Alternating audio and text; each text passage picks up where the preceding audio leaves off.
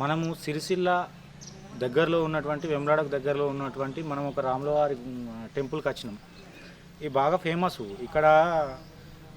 ఇక్కడ ఏంటంటే రాములవారి గుడిలో చాలామంది కళ్యాణం చేసుడు, పెళ్ళిళ్ళు చేసుకున్నాడు, లేకపోతే ఇట్లాంటి శుభకార్యాలు చేసుకున్నాడు, ఫంక్షన్లు చేసుకున్నాడు కూడా జరుగుతుంది ఇక్కడ. మనం బాగా రోజుల నుంచి ఇక్కడికి వద్దాం అనుకుంటున్నాం, కానీ టైం వీలు కాక మనం రాలేకపోయినాం. కానీ ఇవాళ రాములవారి గుడికి, ఆ గుట్ట మీద ఉన్నటువంటి ఆ ప్రత్యేకత ఏంది, ఆ రాములవారి టెంపుల్కి ఉన్నటువంటి ప్రత్యేకత ఏంది, మనం పోయి ఒకసారి ఆ పంతులు గారితో ఒకసారి మాట్లాడి దీని విశేషత ఏంటి అనేది ఒకసారి తెలుసుకుందాం. మనం మీది కోదాం దాన్ని.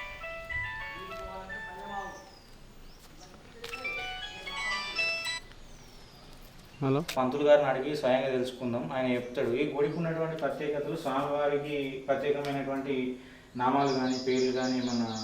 ఇక్కడ స్వయంభూ. ఎన్ని సంవత్సరాల కింద ఇది రాజరాజ నరేంద్ర కాలం నుండి అప్పుడు స్థాపించబడింది. అప్పటి నుండే ఉంది. మీద కొండ మీద ఉన్న స్వామివారు ఇక్కడనేమో విగ్రహ ప్రతిష్ట, అక్కడనేమో నామ స్వరూపం. స్వయంగా ఏర్పడినటువంటి టెంపుల్ స్వయంభుగా ఏర్పడినటువంటి టెంపుల్ ఇది. దాదాపుగా బాగా పురాతనమైనటువంటి టెంపుల్ ఇది. ఇప్పటిది కొత్తగా కట్టింది ఏం కాదు. శాలివాహన రాజరాజేంద్ర నరేంద్ర కాలం నాటిదే. అది దాదాపుగా బాగా పురాతనమైనటువంటి టెంపులే. ఇక్కడ ప్రత్యేకమైన పూజలు కానీ ఏమన్నా జరిగేటి అవకాశాలు? సంవత్సరానికి 2 జాతరలు ఉంటుంది. ఒకటి మాఘ అమావాస్య జాతర, ఒకటేమో రామచంద్ర స్వామి కళ్యాణం. రాముల వారి కళ్యాణం ఒకటి జరుగుతుంది. తర్వాత మాఘ అమావాస్యలో ఒకసారి రథం తీసి ఒకటి జాతర కూడా చేస్తారు. ఒకసారి మీరికి పోయి కూడా ఒకసారి మీద కూడా ఆ నామాలకు సంబంధించిన స్వామివారిని ఒకసారి చూసి దాని కూడా ప్రత్యేకత ఒకసారి తెలుసుకున్నాం.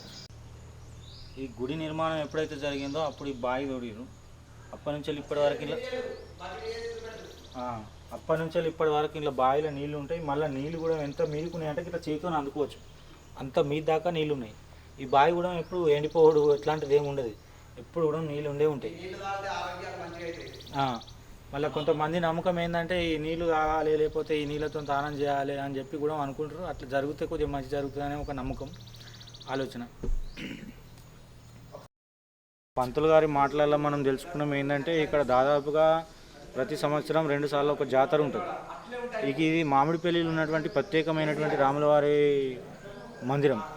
ఇక్కడికి చాలామంది వస్తారు. ఇక్కడ పెళ్ళిళ్ళు కూడా జరుగుతాయి, కొన్ని ఫంక్షన్లు కూడా జరుగుతాయి, ప్రత్యేకమైన పూజలు కూడా జరుగుతాయి. కొంతమంది ఇక్కడ పెళ్లి చేసుకుంటే బాగా మంచి జరుగుతుందని చెప్పి కూడా అనుకుంటారు. ఇక్కడ బయట ఒకటి కళ్యాణ మండపం కూడా ఉన్నది.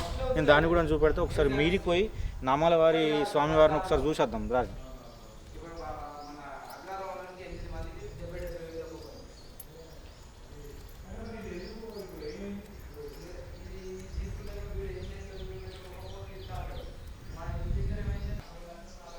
వాస్తవానికి అయితే మనము ఇది టైం కాదు, పొద్దున కాదు, అట్లా సాయంత్రం అని కూడా కాదు. ఎందుకంటే పొద్దుగాల వచ్చినా కానీ మనకు గుడి ఓపెన్ ఉంటుంది, మధ్యాహ్నం వచ్చినా కానీ ఓపెన్ ఉంటుంది. ఇప్పుడు టైం మనం ఎట్లా అంటే 2 గంటలకు అట్లా టైంలో వచ్చినాం. విషయం ఏంటంటే నేను ఎలక్ట్రిక్ బండి మీద వచ్చిన సిరిసిల్ల నుంచి వెళ్ళి ఎన్నడూ కాలేదు. ఫస్ట్ టైం నా ఛార్జింగ్ బండి ఆగిపోయింది. ఆ సడన్గా ఆగిపోయేసరికి మళ్ళీ వేరే బండి పిలిపించుకొని అక్కడి నుంచి ఇక్కడికి వచ్చేసరికి టైం లేట్ అయింది. కాబట్టి గుడి బంద్ ఉంది. అయినప్పటికీ కూడా కింద పంతులు గారు ఉన్నారు, ఆయనతో మనం మాట్లాడినాం. దీనికి సంబంధించిన విశేషం ఏందని తెలుసుకున్నాం. ఇక్కడ మీరు కూడా పోయి అక్కడ కూడా ఒకసారి చూసుకున్నాం.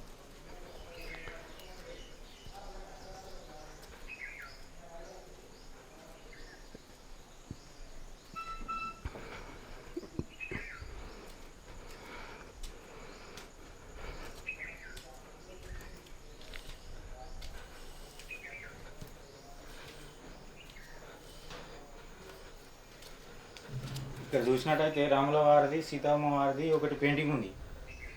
అయితే మనకి ఇప్పుడు వర్షాకాలం కాబట్టి ఈ చెట్లు ఇట్లా బాగా ఉండే వరకు కొన్ని పెయింటింగ్స్ మనకు కనబడతలేవు. అయితే ఇగో ఇక్కడ కూడా ఉన్నాయి శంకు చక్రాలు, నామాలు ఇక్కడ కూడా ఉన్నాయి.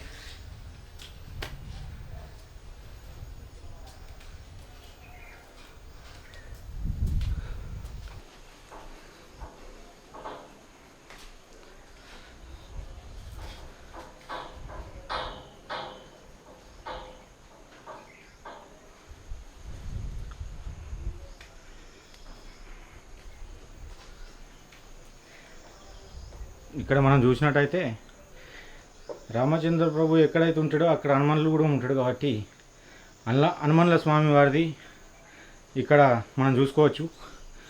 అయితే గుడి మనం ఇప్పుడు టైం కాదు కాబట్టి కొద్దిగా బంద్ చేసిరు. మనం మీరికి కూడా పోదాం.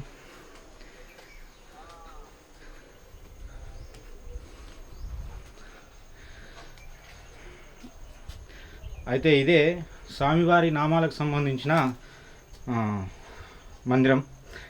అయితే ఇప్పుడు కొద్దిగా బంద్ ఉంది. టైం ఎందుకంటే టైం లేట్ అయింది కాబట్టి బంద్ చేసిరు. మనం కొద్దిగా ముందు వచ్చినా అయిపోతుండే, మనకు వీలు కాలేదు. ఇది చిన్న రాతి గరుడ స్తంభం. ఇక్కడ నుంచి చూసినట్టయితే పొలాలు పచ్చని, పక్కనే వాగు, ఇదంతా కూడా కనబడుతుంది, కొండలు.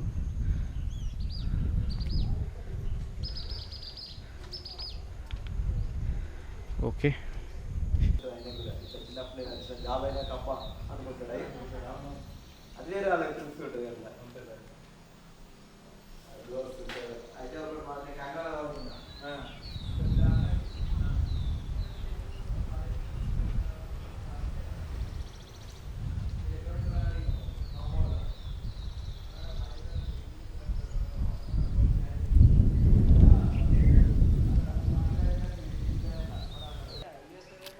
మనం మీద రాములవారి టెంపుల్ చూసినాం కదా. మనం కిందికి వచ్చిన తర్వాత, అంటే కిందనే మనం వెళ్ళేటప్పుడే ఫస్టే ఇంకొకటి ఏంటంటే ఇటు నుంచి వెళ్ళి కొద్దిగా ఇటు పక్క కానీ ఒకటి కళ్యాణ మండపం ఉంది. ఒకసారి కళ్యాణ మండపం అనేది ఇలా పెళ్ళిళ్ళు కూడా జరుగుతాయి. అది ఫంక్షన్ హాల్ లాగా, అందులో భోజనాలు కానీ ఇంకేదైనా కానీ అట్లా చేసుకోవడానికి వ్యవస్థ అనేది ఇక్కడ అన్ని కూడా, అంటే వంటలు చేసుకోవడానికి వచ్చిన బంధువులు కానీ ఉండడానికి అన్ని రకాల వెసులుబాట్లు, నీళ్ళ సౌకర్యాలు అవన్నీ కూడా కల్పించి ఇక్కడ మంచి ఇట్లా వాతావరణాన్ని ఇక్కడ ఉంది. అది ఒకటి కళ్యాణ మండపం. దాని వెనకాల అది చూసినట్టయితే అది మనకు దాని ఏమంటారు, మనం చిన్న బంకెట్ హాలు లేదంటే ఫంక్షన్ హాల్ లాగా మనం వాడుకోవచ్చు అట్లా. అది ఇది చూసినట్టయితే ఇది రథం, ఇలా ఇది లాగేజ్ పెట్టేసిర్రు, ఇది ఇలా రథం ఉంటుంది. Okay, thank you for watching K company with బండి కృష్ణ.